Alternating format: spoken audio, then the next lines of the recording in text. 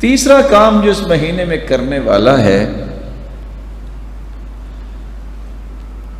ایک ایسی رات بھی آنے والی ہے،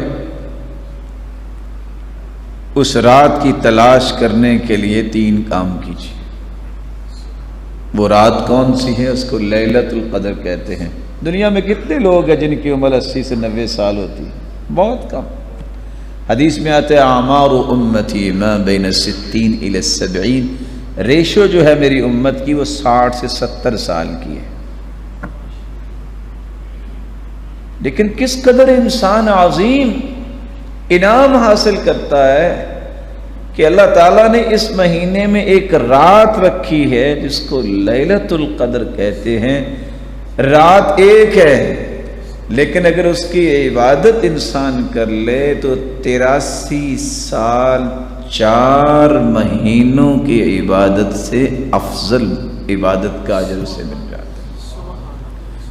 83 سال کا معنی تو یہ ہوا نا کہ آخر اس کی 93 سال عمر ہوگی تو تب بھی 83 سال کرے گا نا۔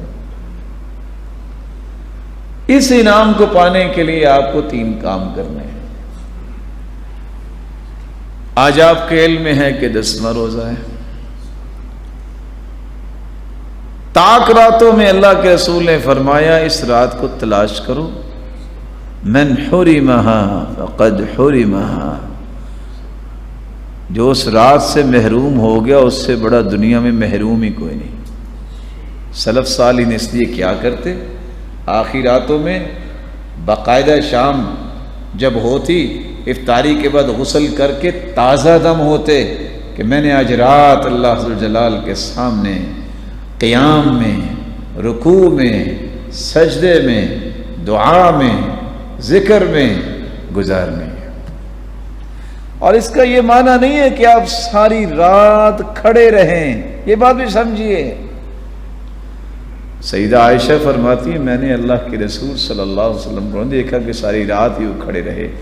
آپ نوافل بھی پڑھیں، پھر بیٹھ کے قرآن پڑھ لیں، پھر اللہ کا ذکر کر لیں اور کثرت سے دعائیں کریں۔